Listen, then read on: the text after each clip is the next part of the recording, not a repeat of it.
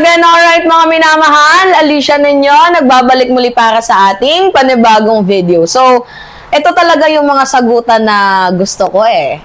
Yung talagang banatan sa banatan eh. Oo. Kumbaga ang nangyari dito, ante versus ate. Alam ninyo, itong si Amy Marcos talaga, siya yung literal na black sheep sa pamilya. Oo. Dati nga, binash na yan siya eh, na di umano ha. Sabi ng iba, hindi naman daw talaga totoong Marcos yan. Lacson daw yan, yung si Amy. Kaya pansinin ninyo yung pagkakaiba, oo, ng ugali ni Presidente dito nga po kay Amy Marcos. At si Amy kasi, more on drama. 'Di ba? More on paawa effect. Nakita niyo yung kanyang video? Parang nag-Alacharo Santos, Timo version nga lang. 'Di ba? Nakakahiya, Amy Marcos, na sariling dugot laman. 'Di ba nga sabi nila, blood is thicker than water. Pero ano yung nangyari?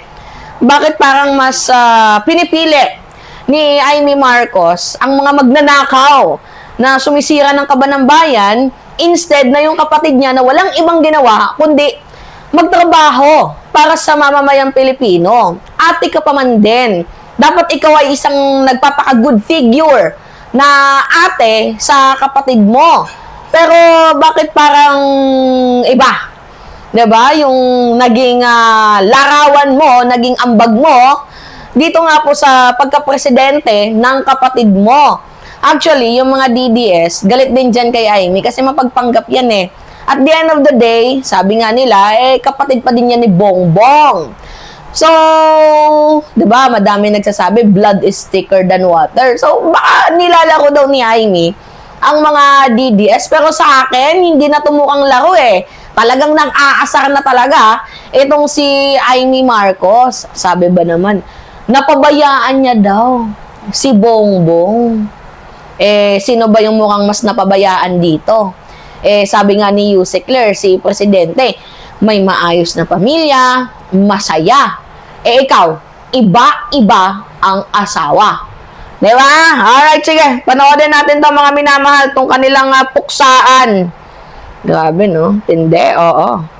Sinagot naman ng palasyo ang naging laman ng isang video na in-upload ni Senator Amy Marcos na hihingi ng sorry sa iyong ama na hindi raw nabantayan ng mabuti ang nakababatang kapatid na si Pangulong Bongbong Marcos. Patanong na sagot ni Palace Press Officer Claire Castro, sino raw ba talaga ang hindi nabantayan ng magulang at hindi nabantayan ng kapatid? Hindi raw nagmumura, nagme-meltdown sa publiko at nagbabanta ng buhay si PBBM. Banat pa ni Castro, ang paghingi ba ng patawad ay sa hindi pagbabantay o sadyang paninira ng kapatid sa publiko. Tinanong din ni Yuse Castro, sino ba ang nag-asawa na hindi naging faithful? Kasi si PBBM daw mula nang Loading. Nawala yung internet connection natin. Wait lang mga minamahal, pasensyaan nyo na. Okay, alright. Ba't ganito nangyari? Oo. Okay. Wait lang mga minamahal. Yung ating internet ay nagkaroon po ng something unusual. Oo. Alright, sige. Pagpatuloy natin to, mga minamahal. mag-asawa, hanggang ngayon, sila pa rin. Sweet na sweet yung dalawang yun eh. Pakinggan natin. Ayan pala. Ang dapat ihingi ko ng tawad. Sa tatay ko, ihingi ko ng tawad na hindi ko nagampanan. Yung utos niya, yung habilin niya, bantayan mo yung kapatid mo. Parating sinasabing ganun. Hindi ko nabantayan eh. Maraming humaharang, maraming nagbabawal, maraming naninira. Hindi na kami nagkausap ng matagal at hindi ko nababantayan.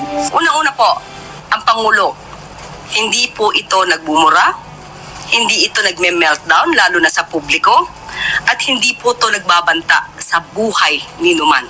Sino po kaya ba ang naging pasaway? Sino po kaya ang dapat na binantayan? Ang paghingi ng patawad, yung pang hindi pagbabantay sa kanyang kapatid, o ang paninira ng kapatid sa publiko. Okay. Alright. Narinig ninyo, mga minamahal? Si Amy Marcos kasi mismo, siya yung naninira sa kanyang sariling dugot laman. Oo, na si Bongbong Marcos. Actually, maganda sana yung tandem ni Presidente at ni VP. Kung yan yung ginagawa ni Amy Marcos. Kasi syempre, napansin niyo parang hindi na po nagkakasundo si Presidente at si VP. Sino nga ba ang nauna? 'Di ba? Kasi may mga tao kasi na hindi ba napagbigyan. Oo, sa gusto nilang mangyari sa kanilang buhay. And for example, mga minamahal, itong si Sara Duterte hindi ata napagbigyan sa posisyon na gusto niya, 'di ba? Na maging yung sa ano ba 'yun, sa military, oo, hindi ibinigay sa kanya. Tapos yung sa milyon-milyon, bilyon-bilyon na nakaw sa kaban ng bayan, hindi ata siguro napagbigyan. Kaya nag-meltdown. Ang daming sinasabi. Eh, syempre, ang ating presidente, lingkod bayan talaga eh. Public figure talaga. Eh, syempre, pera yan ng mamamayang Pilipino. Hindi dapat yan ninanakaw. Dapat yan ay ibinibigay sa mga Pilipino kasi tax po yan. Oo, tax po yan natin. Na dapat sana na napapakinabangan, nagagamit, 'di ba? Tax natin 'yan. So, ang hindi ko lang dito magets, itong si Sara Duterte, putak ng putak, dapat sana in the first place, tumakbo na lang siya. 'Di ba, pansinin ninyo, sana itong si Sara, tumakbo na lamang siya para wala siyang nasasabi. 'Di ba? Eh, kaso alam niyang matatalo siya. Oo. Kaya, hindi na siya tumakbo kasi mahati yung boto. Ganon yung mangyayari, mga minamahal, mahati ang boto. Kaya itong si Sara Duterte, hindi na tumakbo bilang presidente. At talagang ayaw din ng mga Pilipino na maging presidente si Sara. Kahit nga din yung kanyang ama ayaw na maging presidente itong si Sara Duterte. Bakit? Unang-una, napansin naman natin, weak. She is literally the definition of a weak leader. Oo. Sobrang weak pa sa weak. Oo, hindi marunong mag-isip. Tingnan niyo sa kanyang impeachment. 'Di ba? Laging nakaasa sa kanyang abogado. Tingnan niyo sa kanyang impeachment. Oo, hindi niyo matanong ng maayos, hindi nakakasagot. So, the definition of weak leader, walang iba kundi itong si Sara Duterte. At ngayon, kung babalikan natin, ito nga, banat ni Senadora Amy Marcos, I think ang masasabi ko lang sa'yo, Amy, ikaw yung hindi nabantayan ng maayos. Kasi, paiba-iba ng asawa, paiba-iba ka ng asawa, naging escabeche ka pa di umano, 'di ba? So, I think ikaw yung hindi nabantayan ng maayos at kailangang bantayan pa ng nakababatang kapatid kasi ikaw lang yung black sheep sa pamilya ninyo. Ano yung mga comment dito? Ha ha ha, sa pool si Amy. Oo. 'Di ba? Dami kapal talaga nitong mukhang sandok na to. Tuwing nagsisinungaling siya, humahaba ang baba. 'Di ba? Bakit? Security guard ka ba ni Sara? Para bantayan mo palagi si Sara? 'Di ba? At saka tama mga minamahal, itong si Presidente never po yang nagmumura. Never po nating narinig na nagbanta sa buhay. So, kung may hindi man nabantayan dito, I think si Sara Duterte at itong si Amy Marcos kasi they were in the same concept. Parehas lang talaga silang may na-I-jud something ba? May mga katok sa pag-iisip. Oo, at tama lang din na sila yung magsama. Pero hindi nyo alam na baka naman itong si Amy Marcos, nilalaro itong si Sara Duterte para another Marcos na naman sa 2028. So kung nauto ka na once ni Amy, magpapauto ka ba twice?